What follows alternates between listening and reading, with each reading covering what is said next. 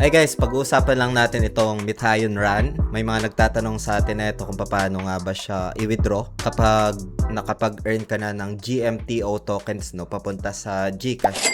Discuss natin yan dito sa video natin today, especially dun sa mga nagtatanong So anong application yung ginagamit dito para ma-convert yung GMTO to USDT and then USDT papunta sa GCash. So discuss natin yan dito sa video today. Pero bago tayo dito magsimula, kung hindi nyo pa na-like tong video na ito, please like this video first, subscribe nyo yung YouTube channel natin, turn on the bell icon para ma-notify kayo dito sa mga updates natin na ginagawa sa ating YouTube channel, guys. So dito, step by step natin ito na bibigyan ng insights, ideas, ano yung application na pwedeng gamitin para ma-withdraw yung GMTO to USDT and then USDT papuntang GCash. So, isa itong play to earn, si Mithayon Run, So, merong pinaka-welcome gift, first login bonus. So, 10 times free to play. Okay lang natin ito. Parang kagaya siya nung Temple Run, So, lagay lang dito ng pinaka-username ko, like CHUN. Ayan. Okay, tas confirm. So, ito guys, yung pinaka-daily login bonus nila. So, you can just get nung additional GMTO. So, i-check natin yung price ng GMTO mamaya sa isang application. Doon rin kasi pwedeng i-withdraw yung GMTO papuntang USDT and then USDT to GCash, So, okay lang natin ito. Ayan, we have this one login rewards for today, day 1, So, meron tayong nakita kanina. So, close muna natin ito. Ito yung pinaka-hero mo. Ang kulit So, yeah, ito, meron ditong option na major garage, Ayan. So, tap to move lang natin ito. Ayan. So, kailangan lang i-enable yung pinaka tap to move doon. And then dito, connect ko lang yung pinaka Google ko. And then, hihingi siya dito ng authentication. Yung ginamit ko dito na Google pala guys, Google account is that pang major run lang, So, yung pinaka-code natin is 4FB512C9 guys, So, pwede nyong gamitin yung pinaka-activation code na yan para makapag-create ng account dito, Ayan, and then apply code nyo lang. So, applying na. So, mapupunta tayo dito guys, So, ngayon, dito guys, makikita natin yung NFT natin. If ever na gusto nating isend yung pinaka-GMTO tokens natin is dito natin makikita sa pinaka-profile natin, So, pagkatapos niyan, balik lang tayo sa app. So, yun yung pinaka-basic steps, guys, Kailangan mo muna puntahan yung pinaka-Mithayon Garage and then mapupunta ka dito, yung email na ginamit mo for creating an account and then i-setups mo lang yung pinaka-activation code. Ayan. So, balikan na lang natin mamaya itong send GMTO, guys, So, balik lang tayo sa app. Ayan. So, okay na yun guys, So, na-link na natin. So, ngayon, meron tayo ditong 295. Mamaya, check natin yung price niyan kung magkano, So, let's start lang muna dito. Bigyan ko lang kayo dito guys ng pinaka-idea, kung paano siya i-navigate, So, for this one, meron siyang pinaka-instructions. Close muna natin ito. Ayan, meron siyang guides naman dyan if ever na lalaroin mo, So, papunta tayo sa left. Right. Papunta tayo sa left and then jump. So, meron naman siyang pinaka steps or instructions dyan, Ayan. So, dito, you can just get ng mga MTO tokens that you can convert into GMTO, guys, So, meron siyang Mithayon Run Push. Ito yung pinaka-challenge naman. So, kailangan mong kunin tong mga to. You need to touch. And then, plus 30. Meron tayong score na 10,605. Dito natin makikita sa taas. Game result. Let's go back home. So, dito guys, you can explore this app. Ngayon ay pag-uusapan naman natin yung pag-transfer ng GMTO. Kung sakali man na meron tayo dito makuha na tokens, by just playing this one. I think merong additional 10 play. If ever na nagamit yung pinaka-official link sa description ng video na ito. As well as yung activation code guys, So, na-mention ko naman na yun kanina. So, ngayon, punta ka lang dito guys sa Mithayon Garage. Ito yung na-setup natin. May mga shop dito. Ayan, if I'm not mistaken, if ever na gusto mong palitan yung character mo guys, no? So, may mga character dyan.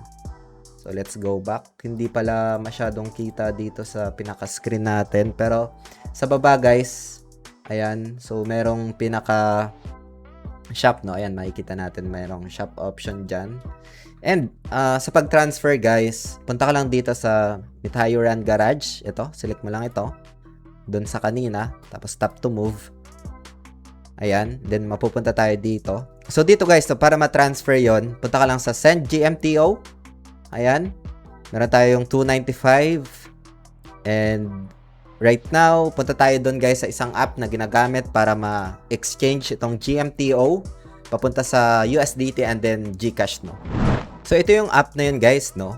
And dito, pwede nyong puntahan. Nasa description lang din ng video na ito para mapuntahan nyo at para na rin makaiwas sa mga phishing links online dito guys, no? Dahil ito pa lang yung app na pwedeng makapag-receive ng GMTO para ma-convert mo into USDT and then USDT papunta sa GCash, no? So, meron na ako ditong mga example na withdrawal papuntang GCash, no? So, dito guys, once na makapag-create kayo ng account gamit yung official link sa description ng video na ito, gamit itong application na ito, ay kailangan nyo lang dito i-verify yung pinaka-account nyo. So, basic lang naman yung pinaka-verification para magamit yung P2P, no? So, doon kasi sa P2P, yun yung gagamitin para transact papunta sa GCash, no? Para mabenta yung USDT na dating GMTO, no? So, ngayon, punta ka lang dito sa pinaka-application na ito. And if ever din na magamit nyo yung pinaka-official link natin, ay meron na rin mga discounts, no? So, feel free to use that. You can also get some bonuses dito sa my bonus center. Mga free USDT voucher, position vouchers, guys, no? So, dito lang sa my bonus center. So, pagkatapos nyan, guys, punta ka lang dito sa gitna. Click mo lang yung dalawang beses. And then, dito sa spot, no? So, dito, guys, sa spot, GMTO yung pinaka ticker, no? So, dito guys sa taas, ayan, makikita natin, merong BTC USDT, no? So, papalitan mo lang yan ng GMTO. So, select mo lang siya, and then search mo lang siya dito ng GMTO. Ayan, so lalabas na ito, and for example, meron ka ditong GMTO. So, like for example, you have 200,000 GMTO. That's worth 14 USDT guys, no? Or for example, ibebenta mo yung dito lang sa may sell, no? Ibebenta mo yung 200,000 GMTO. So that's around 14 USDT guys, no? So around 800 in PHP, and then isa-sell mo lang dito, no? So paano nga ba siya i-transfer dito? Balik muna tayo doon sa GMTO na tokens. So, dito guys, no, send GMTO lang. Ayan. And then, pagkatapos nyan, i-send mo muna siya sa wallet mo, no? Dito sa loob. Hindi muna doon sa pinaka-exchange, no? So, punta ka lang dito sa send to wallet and then max. Like, for example, lahat is-send mo and then send to wallet, no? So, ganyan yung pinaka-idea. Pero yung pinaka-minimum dito, guys, para ma-send to wallet is 142k, no? Ito yung pinaka-minimum. So, assuming na nakuha na natin itong 142, meron tayong 145, send muna natin sa pinaka-wallet natin na connected dito sa application natin. And then, kung na-send na natin, back muna tayo dito. Punta lang tayo dito, guys, sa baba, no? Dito sa wallets. So, select natin yung wallets. Ayan. So, dito kasi magre-reflect yung sinend natin doon sa may send GMTO kanina na option, no? So, dito guys, magre-reflect na yung pinaka-GMTO dito. Ayan. So, that's the time na pwede mo nang i-send papunta dun sa exchange na ginagamit natin na pwede mong i-convert papunta sa GCash, no? So, send mo lang dito. Ayan, dito mo guys, i-add yung pinaka-address. And then, balik lang tayo dun sa app na ginagamit natin. Dito. Ayan. Punta lang tayo dito guys sa wallets, no? Ayan. And then dito, select natin yung deposit. Ayan. And then, deposit cryptocurrency. And then, search natin dito. GMTO. Ayan. So, once na lumabas yan, siselect lang natin siya. Ayan. Okay lang natin ito. And then, yung network is Polygon, no? Ayan. Pagkatapos nyan, ikakopy lang natin. Copy. And then, balik tayo dito. Ipipaste lang natin sa may to address. Ayan. So, once na ma-paste natin, So, if ever na nag-reflect na yung 145, 142K na minimum. So, for example, 145 GMTO. Ayan. So, isi-send natin siya papunta sa exchange, no? And then, pagkatapos niyan, send mo lang. So, assuming na na-send na, balik lang ulit tayo dito sa app. Dito. So, it takes time na mag-reflect dito, guys, no? So, if ever na nag-reflect na, balik lang tayo. Back. And then, dito ulit tayo pupunta sa my trade tab. And then, pagkatapos nyan, select lang natin sa taas. GMTO. Ayan. And then, okay. Select natin siya. And then, if ever na nag-reflect na yung 145K. So, for example, 145K. Ayan. So, that's worth 10 USDT. Pagkatapos nyan, sell GMTO lang. So, meaning, magiging USDT na siya, guys, no? So, assuming na meron na tayong pinaka-USDT, balik lang tayo. So, punta lang tayo dito, guys, sa my home tab. For example, nabenta na natin, no? So, nasell na natin yung pinaka-GMTO natin. So, home tab lang. And then, dito sa baba, select lang natin itong pinaka-arrow down. And then, mapupunta tayo dito and select lang natin yung more. Ayan. And then, dito sa baba, punta lang tayo dito sa my fiat, no? Select natin itong P2P. And then, select natin yung sell. And then, sa payment method, like for example, GCash. Pwede rin sa GoTime, no? Kung meron kayong GoTime, pwede rin. So, may option din dito ng GoTime. So, papakita ko yung tapos na transaction natin sa GoTime. Sa GCash, pwede rin. So, if ever man na GCash or GoTime, pwede mong i-search yung, for example, GoTime, no? Ayan, so may option ng GoTime.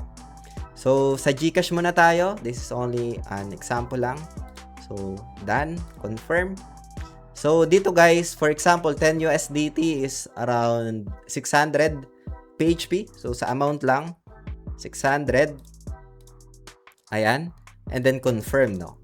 So, pagkatapos nyan, sell mo lang siya dito.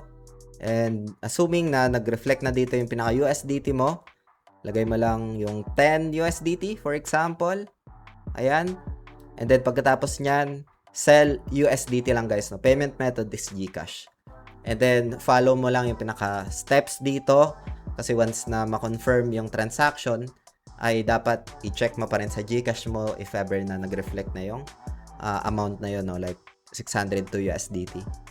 Worth 10 USDT, no? So, pagkatapos nyan, i-release mo lang yung USDT mo and if ever na nag-reflect na doon sa GCash mo. So, ganun lang siya, guys, kasimple. So, meron tayo ditong done transaction. So, sa may order lang. And then, for example, sa done. So, say for example, this one, no? So, meron ako ditong sa chat lang. Ito, isa GoTime naman ito. Ayan. So, let's go back. So, yun, guys, no? Pwede GCash, GoTime, GMTO to USDT papunta sa GCash, no? So, dito lang sa application na ginagamit natin, feel free to explore. And sana nasagot ko yung questions, feedbacks sa mga nagtatanong dito. Paano i-convert yung GMTO papunta sa GCash step by step, guys, no? So, feel free to explore this app. Use this app if ever na meron kayong GMTO kasi ito pa lang yung may available na pwede mong exchange, i-convert yung GMTO tokens mo, guys. And make sure to like this video if you find interesting. Yun lang for today. Hope you got some insights, ideas dito sa video natin today. Maraming salamat ulit sa panunood. Ingat tayong lahat. Peace out. Bye for now.